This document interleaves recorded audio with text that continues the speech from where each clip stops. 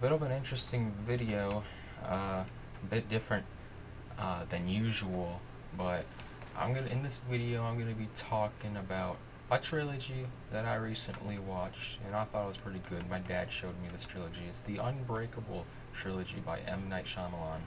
We're gonna be talking about it and also just showing off Roblox avatars I made of them while talking about the movies and what they're about and spoiling it. So yeah, I suggest you check it out before, or if you don't feel like watching the movies and you want a good summary, this is the video to do it. So yeah, let's start. We're gonna be starting off with Unbreakable, then Split, then Glass. Let's get into it. Okay, so right here, I'm dressed as the Overseer from Unbreakable, and actually perfect because it's raining outside in this game, and the character, the Overseer, he wears a raincoat for his superhero costume. So that's pretty dope. I got the customized character right here. So basically, the movie starts off with a mother giving birth to a child, and the child is just crying so much, and the mom is like, "Is this normal? Is this normal for a baby to cry?" And then the doctor's like, "Oh, let me check." And then it turns out he fractured his bones in his body as he was being born. So he has this like very he has this rare condition where his bones are very fragile and breaks easier than the average human. So yeah, and then it cuts to a scene where a man named David Dunn, this guy right here, Bruce Willis, is on a train. He takes off his wedding ring and he tries to make a move on a female, but she says, "Nah, I'm married." And then he's like, "Oh, I think you got the wrong idea." I think you got the wrong idea. Uh, and then she just walks away. But then the train that he's on ends up crashing, and yeah, and he turns out to be the only survivor on that train crash. Goes back to his family. He has a kid. He has a wife. Uh, his wife and him have been going through marital problems, and like were down for like an open relationship. She asked him if he had seen anyone while they were on this break, and he's like, no. So yeah, happily ever after. Right, wrong, wrong. There's still more to the movie. So how does this turn into a superhero movie? Well, I mean, the movie's called Unbreakable. He didn't break. Well, he wasn't injured in that the train crash. It wasn't like he was super injured and he barely survived. No, he didn't have a mark on him. So basically, he visits this guy. This guy comes up to him. This guy in a wheelchair who was the baby at the beginning of the film. Now he's very into comics, into comic books. His mother would uh, would encourage him to go outside by putting new comic books, near the bench of the basketball court so he can just walk, because he would get bullied and people would call him Mr. Glass. So the comic books would encourage him, have a reason for him to go outside. He just fell in love with comics, and he believes that comics are like ancient stories based on actual people. I forgot. Pretty fascinating. And yeah, yeah, yeah. So makes the theory that David Dunn, uh, him surviving the train accident was no coincidence, and him being uninjured, it's like, nah, he's probably one of those people who has superpowers. He's probably a superhero, that freaking suit. So David's like, "Oh, you ridiculous, bro. Bro, you ridiculous." So David actually works as a security guard at a baseball game, baseball stadium. He's a security guard. Uh, whenever he bumps into people or people bump into him, just touches people bumping into them or them bumping into him, he gets visions of them, if they're bad people or if they've done bad things like crimes and stuff like that. That's his superpower, basically. That and the fact that he just can't get injured. But basically, his son was there when Mr. Glass was telling him all this, and his son was convinced, like, okay, nope, you're a superhero. I'm totally convinced. So they did. There's a scene where David Dunn does the weights, and he's lifting up weights.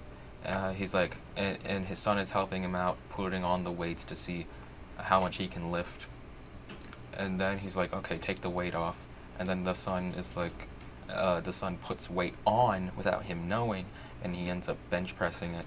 And yeah, he he ends up lifting up all the weights, and then on top of that puts paint buckets on the weights so he can make it heavier to see how much he can lift up, what his strength is. Yeah, you would assume with his with that him just bench pressing like a 300 pounds that you'd assume he'd have abs or something, bro. Nah, he's just got a dad bod, bro. We also get a flashback to his his childhood, his weakness, his history. Uh, Basically, when he was a child, he was dead for like 5 minutes from drowning underwater. That turns out to be his weakness. Yeah, so he can like get hit by literally anything without a scratch. He won't be affected. But one if he like he can't swim. He basically can't swim. It's like at this point, bro, just teach yourself how to swim, bro. It's like stop. Why is that your weakness? Just because? Really, really, bro, really? You didn't even want to teach yourself how to swim after that, bro. So it doesn't happen. Whatever. I guess that was his whole origin story. His son is so convinced that his dad is a superhero that he points a gun at him, and he's like, if I shoot you, it's not gonna do anything. You're a freaking superhero. His son doesn't end up shooting the father. And the father, when he visits Mr. Glass with his son at the store because the Mr. Glass is so interested in the guy, uh, David Dunn, he's like, no, I have been injured before. My football career ended. Basically, he lied. He lied. Uh, he gave up his dreams of football just to be with his wife, because she ain't like football. They got into a really bad car accident. She was heavily injured, but he didn't have a mark on him. When the paramedics came, they were like, "Sir, are you all right?" He pretended like he had an injury when he didn't, and lied to his wife his entire life.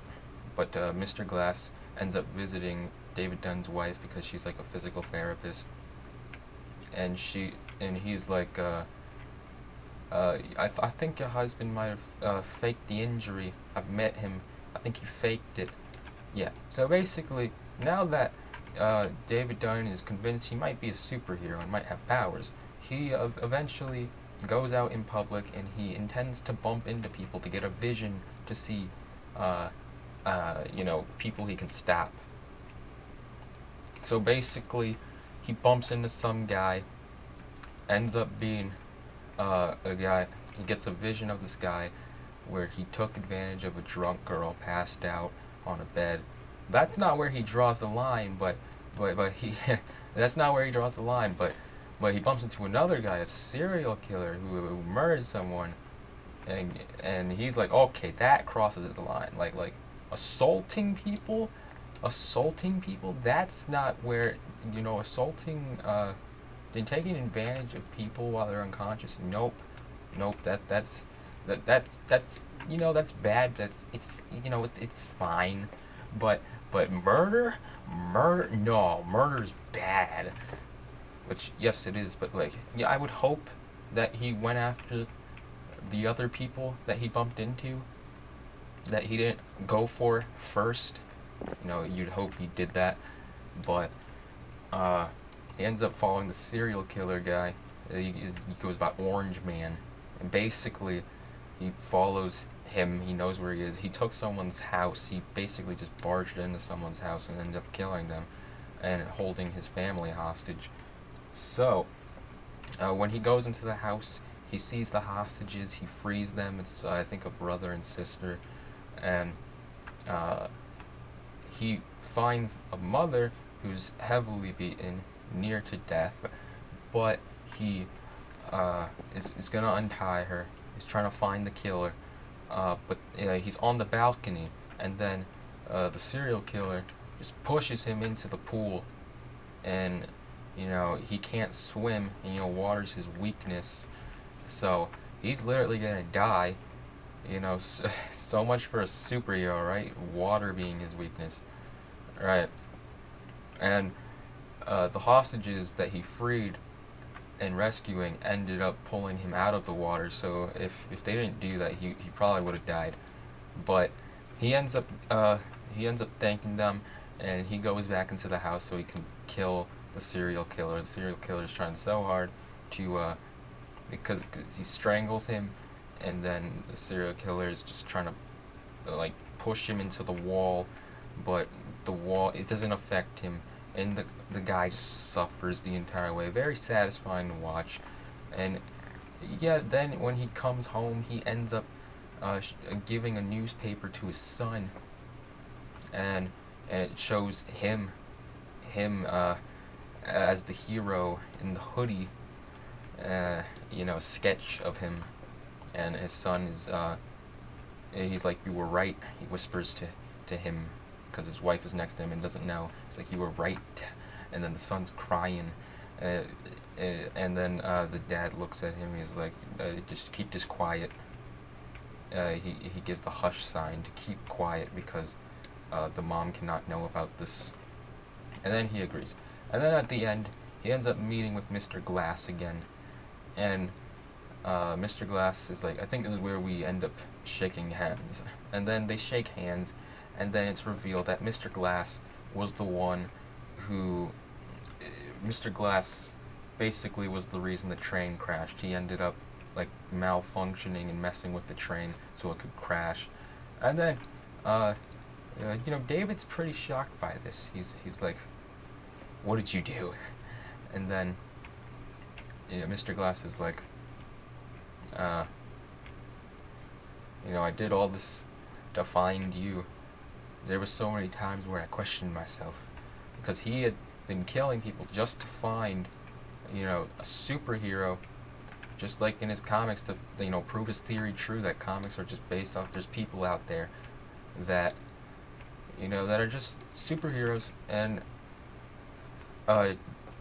David's like, "What did you do? You killed all those people." And then Mr. Glass is like, "I found you, but I found you. So many sacrifices just to find you."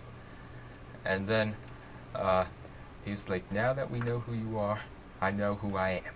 I'm not a mistake." He realizes that he is the villain in this story.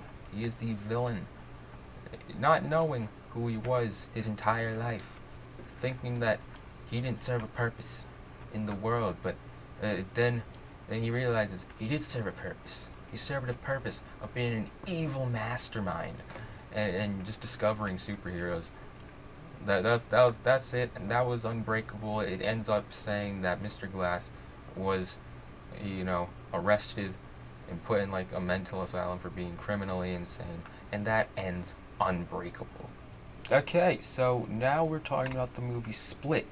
Now, the movie Split, it starts off with three girls that are friends, Casey, Marsha, and Claire. They basically are out at a restaurant with, I don't know if it's Claire's parents, or I don't know, because Casey basically doesn't live. We'll get to that, and we'll get to her childhood in a minute. But basically, they basically go in the car. They're waiting for the dad of one of the girls to, get in the car and help drive them back to wherever. And some guy ends up in the car, and they're like, "Sir, I think you got the wrong car." And he ends up spraying the girls in the back seat to make them pass out. He sprays them with some stuff, and he wears a mask while doing it. Now, Casey's not fazed by any of this, and he's like, "Okay, I don't have to spray you." But then he sees that she's trying to slowly and slickly open the car door to escape, and he's like, okay, well, time to spray you too.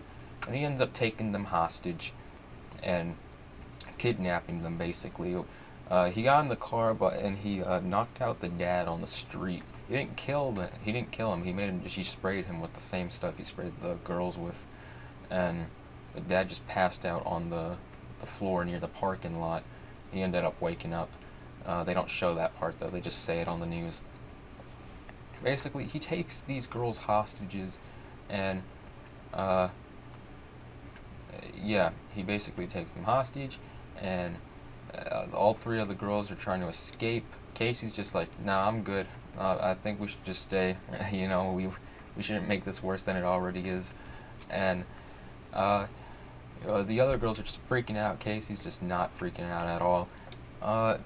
Basically, he ends up leaving a door, and they see a woman-like type dress, and they think, oh, a person's here, help, help, and they're calling for help through the door, and then the woman comes through the door to see them, and it turns out it's the same guy. It's the same guy, just dressed as a woman, and he's talking differently and talking like a woman, like a whole different person. And then another person comes. Another person comes. It's the same person, but he's dressed differently, and he's talking like a little kid. And Casey asks, "How old are you?" He says 9, and she's like, "You're not the same person who kidnapped us. You're not the woman." He's like, "No." So this guy basically has multiple personalities. He has it's revealed in the movie, he has 23 personalities at the beginning. He sees a therapist that talks about him. She's a very sweet therapist. She really wants to help this guy. His name is Kevin.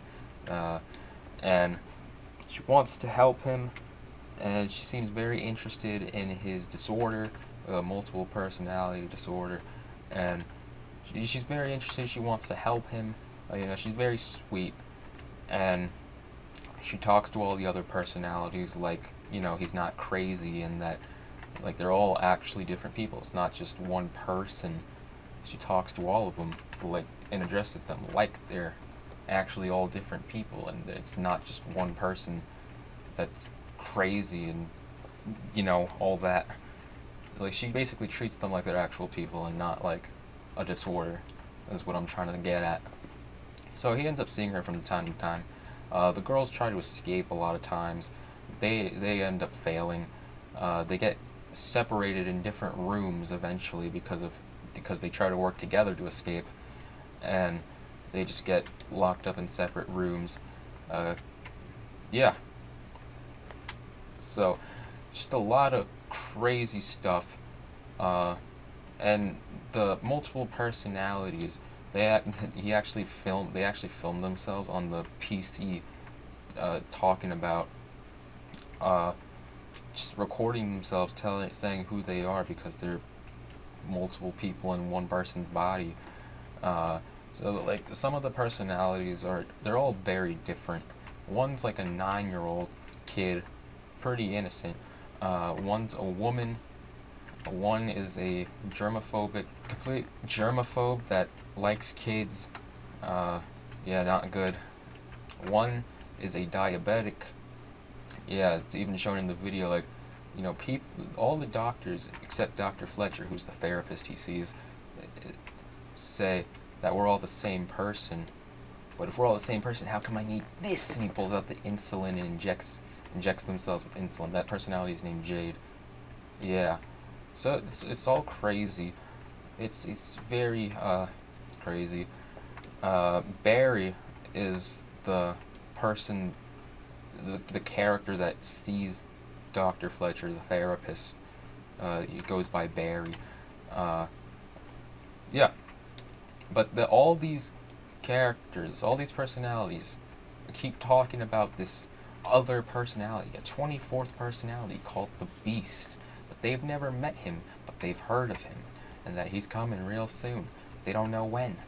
And the therapist does not believe that. The therapist is like, you guys all met each other. You're all sitting in a room, you're sitting in chairs, but you've never seen the beast.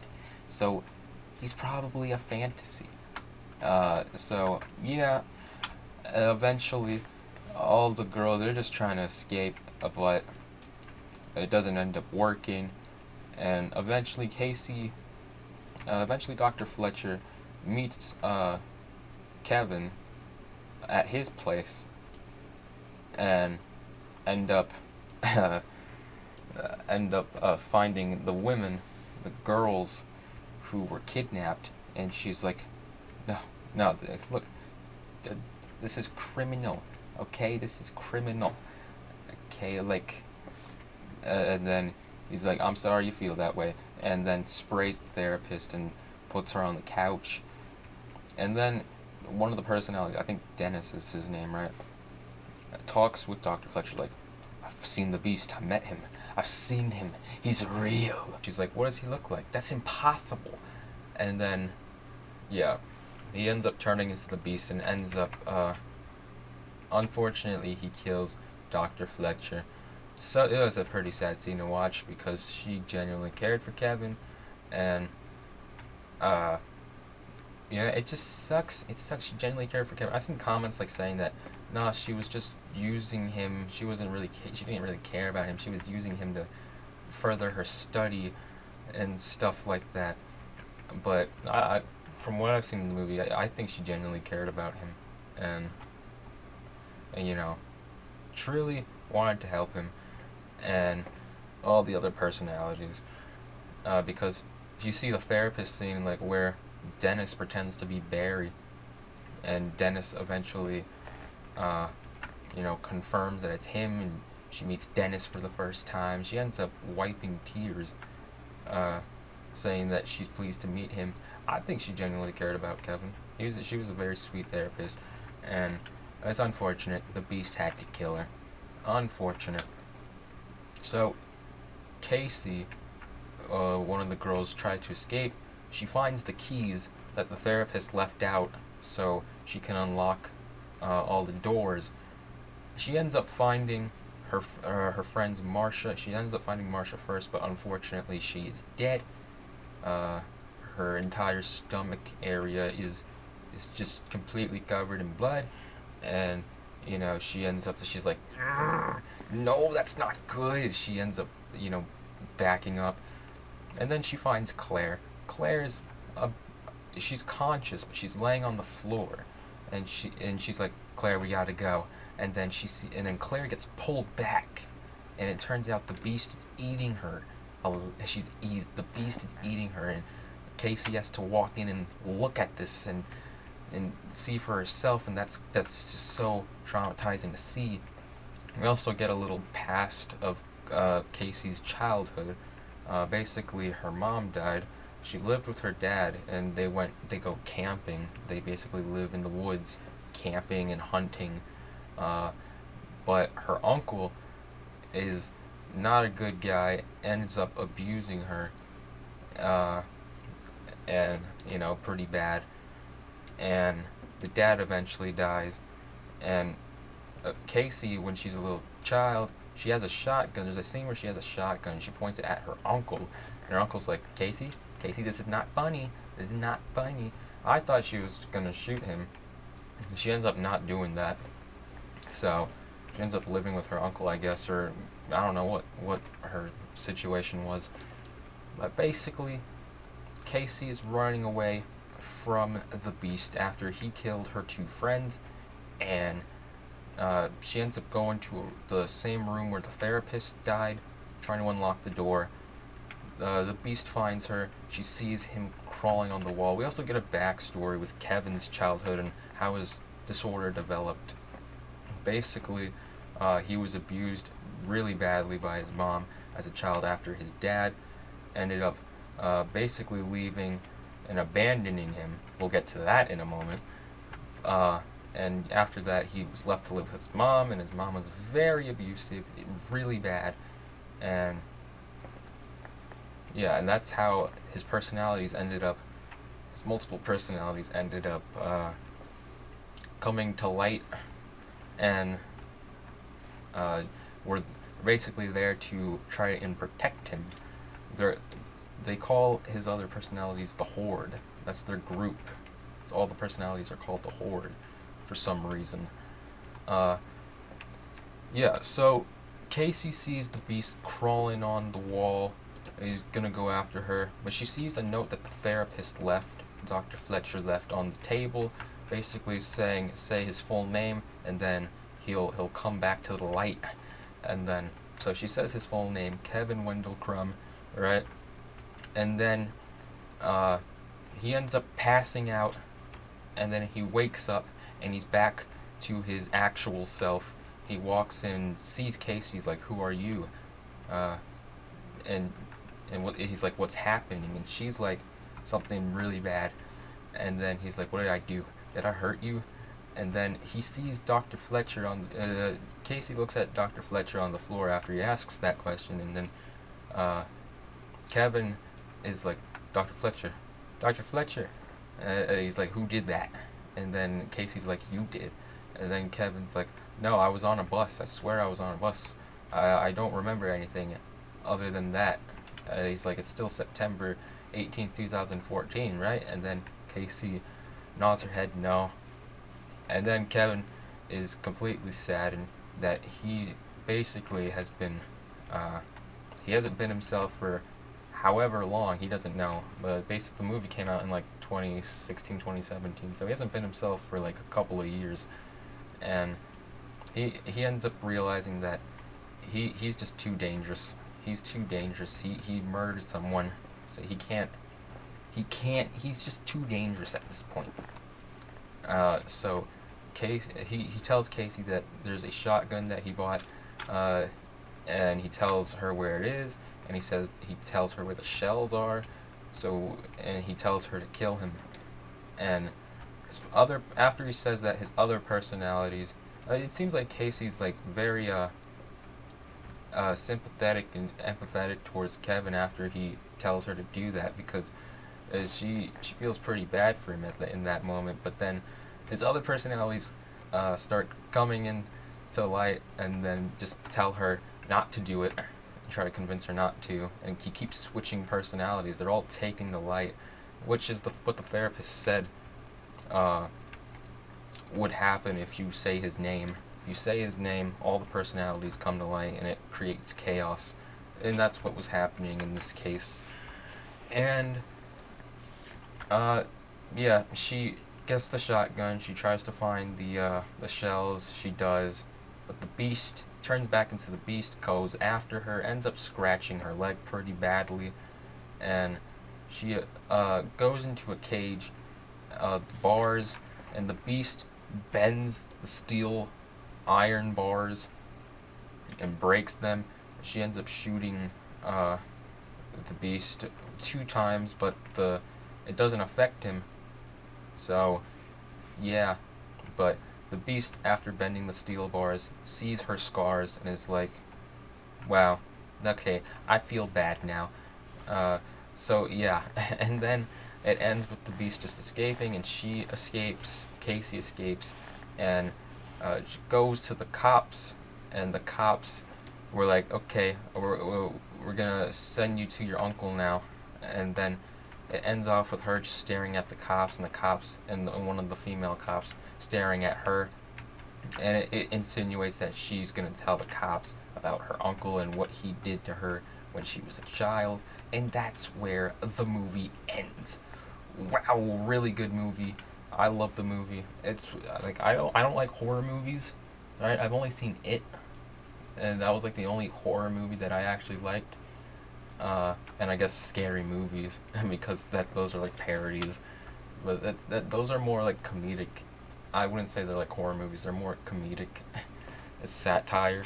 But yeah, Split was a very good movie in my opinion. I loved it. James McAvoy did an amazing job playing all 24 personalities. Like, he deserved an award for this movie, and like, I don't think he got one, which is insane, because he did amazing in this movie. Like, credits to him. You know how hard it is to switch all those personalities, and that's not even like his original accent. He doesn't have an American accent. He has a English accent. So yeah. Anyways, we're going on, heading on to the next and final movie of this trilogy to explain it all. Alright, hey, so now the final movie from this trilogy we're going to be talking about is Glass. So this is the trilogy. So you might be wondering, how does Unbreakable and Split have anything to do with each other? Well, Split, the ending. In the ending of Split, David Dunn, aka Bruce Willis, aka the Overseer, ends up making a cameo. So, to show that Split and Unbreakable are indeed connected to the same universe. So the movie starts off with basically the Overseer, David Dunn. It turns out he started his own company and quit the job at security. Him and his son work in that store that they own, and he ends up doing this superhero thing on the side as well. He just picks up a raincoat and cap and just goes out and bumps into people to see. So David Dunn ends up bumping into basically James McAvoy's character, he ends up bumping into Kevin when he's one of his other personalities, and he sees that he's taken other girls hostages again. Yeah, so this was at the end of Split, the alternate ending, where he's sitting down staring at a school, and that eventually leads up to the Glass film, where he kidnaps a bunch of cheerleaders and holds them hostage. Hedwig is like the funniest personality in my opinion. Yeah, and Hedwig's the 9-year-old. It's the funniest personality in my opinion. Him and Jade. Yeah. So,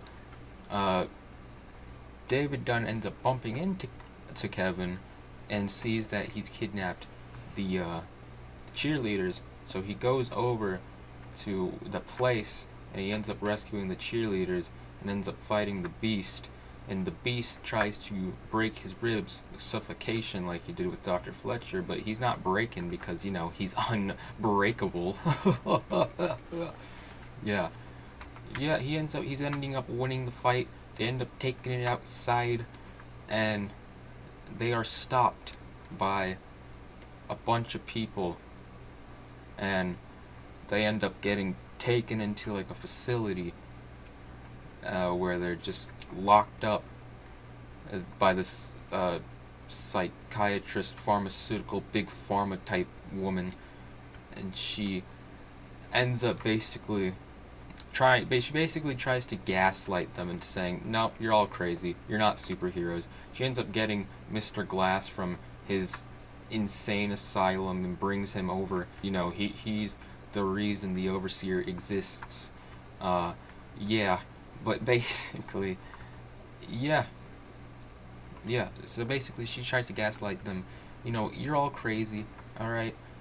David Dunn was like, yo, I just saved cheerleaders, bro. I just saved them from this guy right next to me. They're all in a room, sat next to each other, by the way. So David Dunn's like, I just saved all these cheerleaders from them. What am I getting? Like, why am I being locked up for?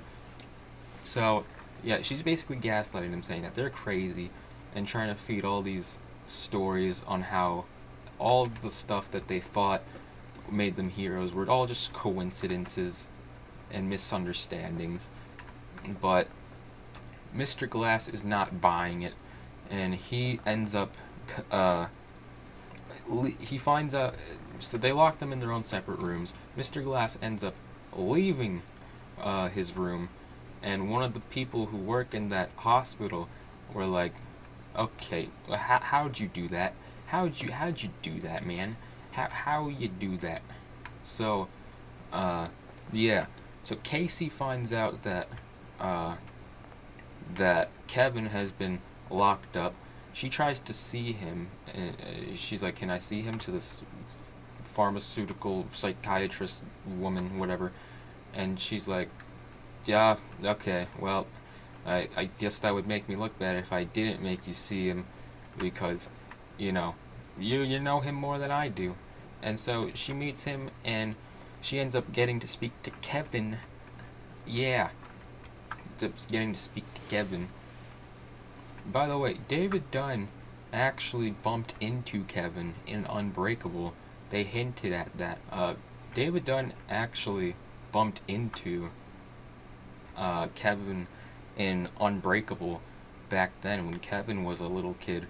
Ends up bumping into his mom, who abused him, and saw the visions of that. So I don't think he noticed once he bumped into the adult version, I think. But that was, yeah, they were leading that up for a long time, for about 16 years. Yeah, so that played a story. This was all planned. Casey ends up meeting Kevin again, seeing him, bringing out Kevin. Uh, yeah, pretty cool. But eventually, Kevin can't stay in the light any longer, and switches back to Hedwig, the 9-year-old. But the psychiatrist woman, whatever, the person who's drugging these guys and just basically experimenting on them and saying that they're crazy and all that, to dismiss them. You know, I like the movie Glass because it represents a lot of evil stuff that happens in the world now. It's pretty realistic in a sense. Not the fact that these people have superpowers, but the fact that they treat people who sound crazy, they treat them like they're crazy and gaslight them and drug them and all that. Try to, you know, a lot of corruption. That's the realistic thing about that. The pharmaceutical lady, psychiatrist, is like, Casey, I've never seen. Kevin seems to be himself when he's around you. I hope that you can come visit more and keep in touch. And she's like, yeah, I will. So, yeah. So, David Dunn's son, what's his son? Joseph. David Dunn's son, Joseph, goes to the psychiatrist lady and tries to convince her that, you know, his dad is not crazy. He should be freed. He rescued those cheerleaders. The thing is, I don't understand, like, did the cheerleaders ever, like, find out that he got locked up, and did they ever, like, try to vouch for him, being like, no, he saved us. He's the reason why we're out of here.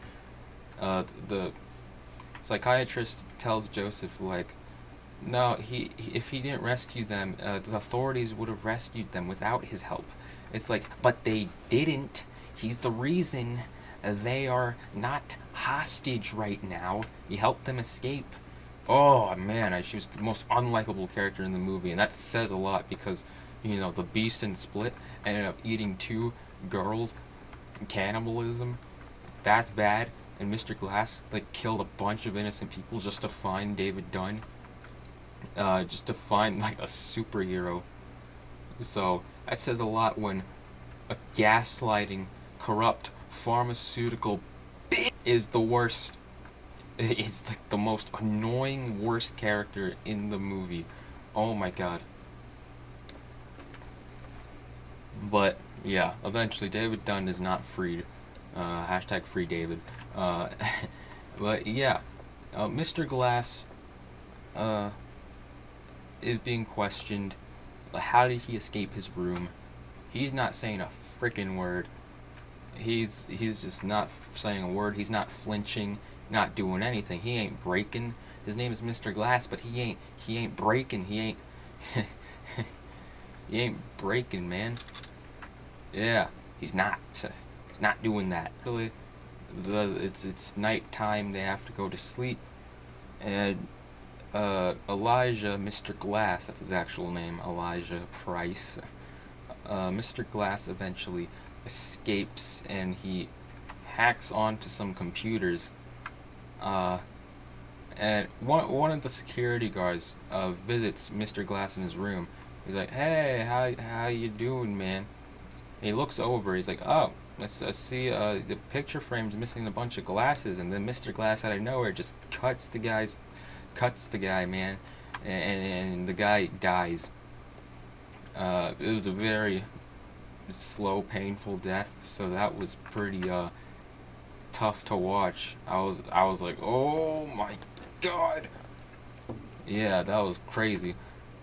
They did it, and the guy's dead. He eventually ends up escaping the room and hacks onto computers. He ends up with the keys and visits the Beast, Kevin, and he's like, "Hey, come with me. All right, we gotta go onto this giant building for the entire world to see us, to know that we exist and that we are real." And the Beast is like, okay. And they end up they end up escaping, and he tells David Dunn through a security camera, like, he's like, David, if you don't escape right now and prove that you're a superhero, we are literally going to kill a bunch of people in that building, the tallest building ever, and we're going to blow it up, and it'll be your fault because we told you that we're going to do that, and you didn't even try to help. So David breaks through the metal door, and he's looking at the camera. If I was David in that instance, I would have just been flexing for about 20 minutes. I would have been like, yeah, yeah, oh, what? Yeah, I'm not a superhero. Yeah, I'm just an ordinary person. I just broke down that door. Metal, I broke it with my bare hands. Yeah, I would have just been flexing like that dude, that Amazon dude. He's like, I don't care because I'm Amazon. Yeah, would have been like that for about 20 minutes before, and then been like, oh, okay, let me go back to finding these guys. Eventually they go outside, and as they're leaving, they see David. Epic fight scene with David, Beast, and Mr. Glass, and Joseph, who is David Dunn's son.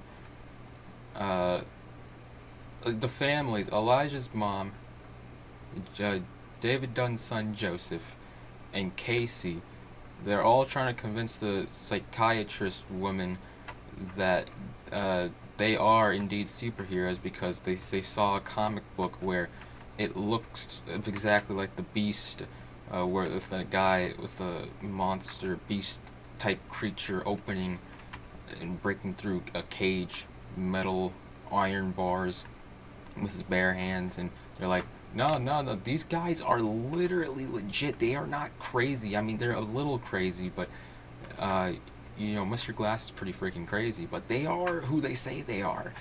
And the psychiatrist is trying to gaslight them and saying, no, you guys, have you guys lost your minds? And then they see the whole fight scene outside, the Beast and Mr. Glass against David Dunn. So the psychiatrist sends out her whole team of SWAT cops to go after David Dunn and the Beast. David Dunn ends up, the Beast ends up killing a bunch of guards and cops, and David Dunn, with the cops going after him, he locks them up in I forgot what it's called. I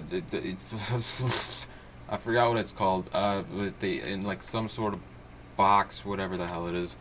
But he's like, I'm trying to save you, okay? So he locks them up so the Beast doesn't get to them.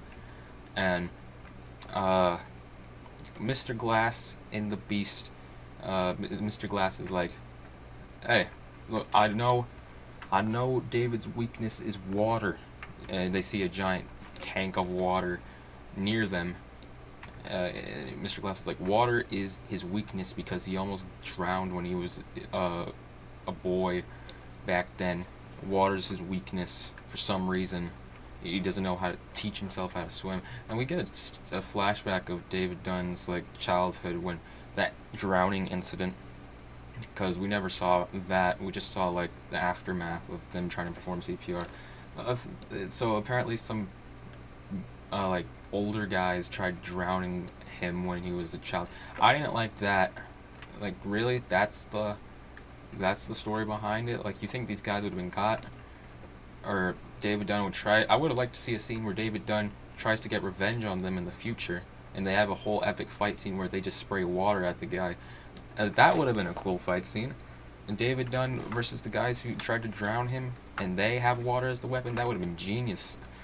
But I would have rather preferred it being David Dunn just like getting into an incident. You know, he was a kid back then, didn't know how to swim, and just accidentally drowned and recovered.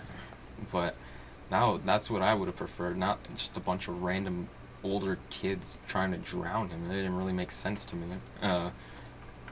But yeah, Joseph ends up standing in front of the beast like, wait, no, don't attack. Mr. Glass is not telling you something.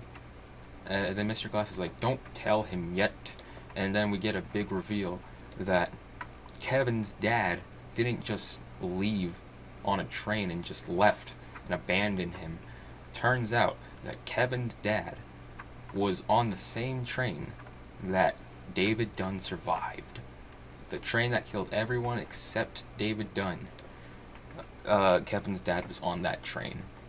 So that ended up creating the Beast. And then the Beast turns to Mr. Glass is like, and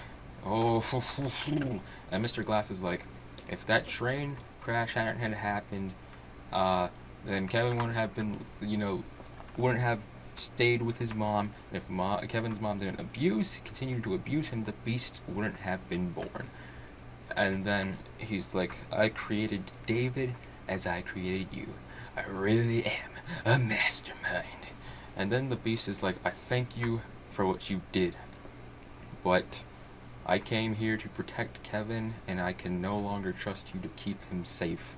And so he ends up grabbing tightly, gripping the shoulder of Mr. Glass, and we all know his skin and his bones are very fragile, and the Beast is very strong. He's stronger than your average human.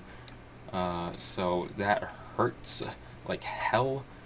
And then David's like, hey, we still got a fight to finish. And then Mr. Glass is like, the classic turn. The enemy becomes the ally because he's so good. And then the Beast turns back to Mr. Glass and basically just gut punches him, and ends up grabbing David, running and throwing him into the tank of water, and tries to drown him. Mr. Glass ends up, he's really hurt, and he ends up getting out of his wheelchair and collapsing on the floor, which breaks basically most of his bones. So he's in pain. The Beast is trying to drown David. David ends up sees a crack in the little tank, sees a crack, and he hits the crack multiple times so he can escape. But after he escapes, he's very weak, because water's his weakness. He's very weak, can barely get up. He can't get up at all. He's not moving. The Beast does not pay attention to him because he is weak. He doesn't want to finish the job, so he turns around for some reason. I don't know what. Look, it's a lot to recap, guys. Basically, Casey is trying to save Kevin. She ends up hugging Kevin and the Beast, and says his name so she can basically talk to him. She's like, you can take control. You can take control of the light. And then he's like, I can't do that. She's like, yes you can. Yes you can, Kevin. Look, if I'm Casey, I wouldn't want to be anywhere near this guy. Okay, I get that he wasn't in his right state of mind. He has like multiple personality disorders, but after what he did to your friends, he ate them. He literally ate them. I know it wasn't him, but it was in his body that personality, and you know, it's no excuse to do all that. I wouldn't want to be anywhere near him. I wouldn't try to help him. I'd just be like, nope, I'd stay far away from him as possible. Casey is a kind soul. But, yeah, also, Casey's uncle got arrested. So, yeah, we got a continuation of that. So, she convinces Kevin to not be afraid anymore. And, but she notices a red dot on her shoulder. And she turns around, and that gives an opening for the cops to shoot Kevin in the stomach, and they shoot him, and he eventually bleeds out and dies. Yeah. Yep.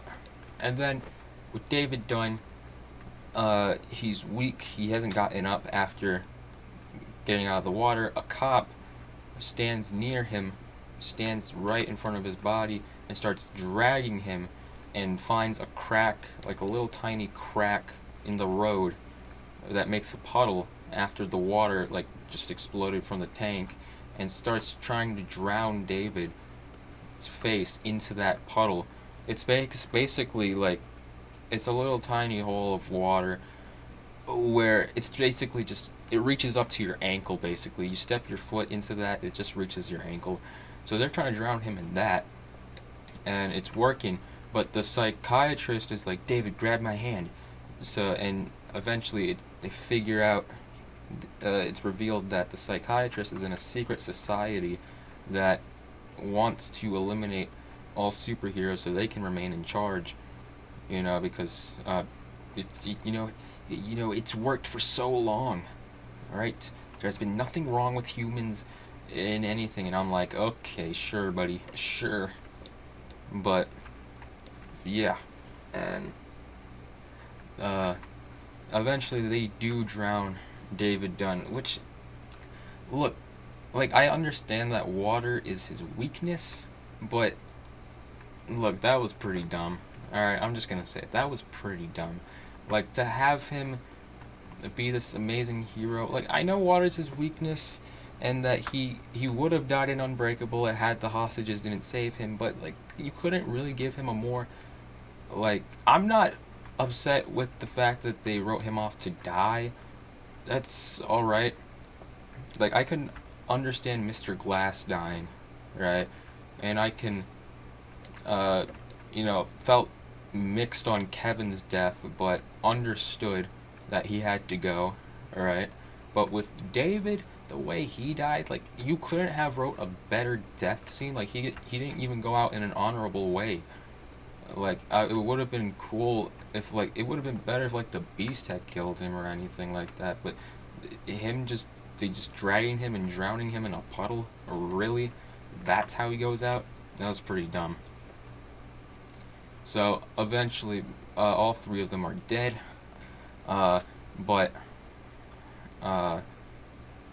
eventually, the psychiatrist, goes on the computers and realizes that Mr. Glass's master plan wasn't to go onto the building. Wasn't going to the building to reveal themselves to the world.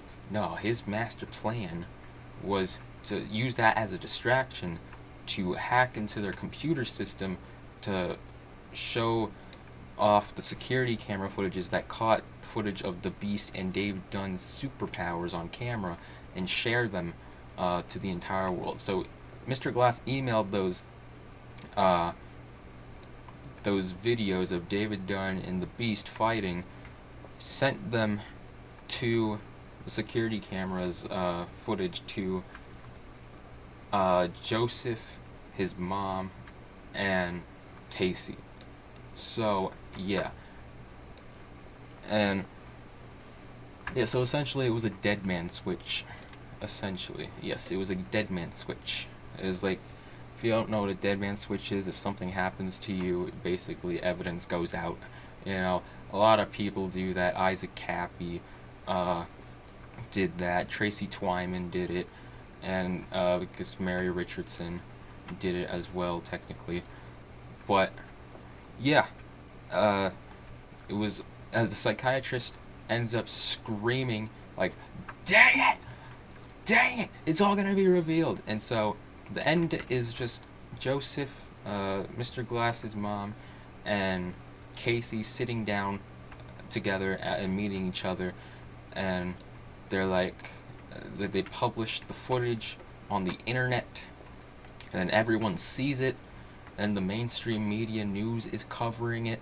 You see, that's the most unrealistic part of it, though, because the pharmaceutical companies own the mainstream media, and if this was showed to the mainstream media and the pharmaceutical companies were trying to hide this, the mainstream media would have repressed this and had the internet to like wipe out most of the footage of it. So that's the most unrealistic part, is the mainstream media covering it and just showing it to the world. But yeah, that's how it ends. It's all revealed. Uh, don't know if there's going to be any more movies of showing of M. Night Shyamalan. I don't know if he's done any more movies continuing in that universe of, all of that. It would have been cool to see if Joseph had any powers, because his mom wasn't a superhero, but his dad is, his dad was, had powers. So I wonder if Joseph has that same, has some sort of powers. He's half human, half superhero, like Ryan from The Boys. So you'd think he'd inherit some powers from his dad genes. But yeah, that's it right there, guys. That is it. That is it. That is Unbreakable trilogy summarized, showing off Roblox avatars. Did this video because my dad showed me this trilogy, and I ended up loving it. I thought the movies got better each movie. Like Unbreakable was all right, but a bit like slow at times. Split was great. It was a great movie, and Glass was great as far as realistic and corruption and all that. But I don't like the death scenes. I don't like the death scene of David Dunn in particular. That was a pretty dumb scene. I get Bruce Willis isn't gonna play that character forever, but damn, you couldn't have gotten like a different way to kill off the character. Like, that was just dumb. Like, he could have died in like an epic fight scene with the Beast or something, but no, you just had to kill him like that. That was so stupid. But yeah, I'm gonna end it here, guys. I'm gonna end it here. See ya.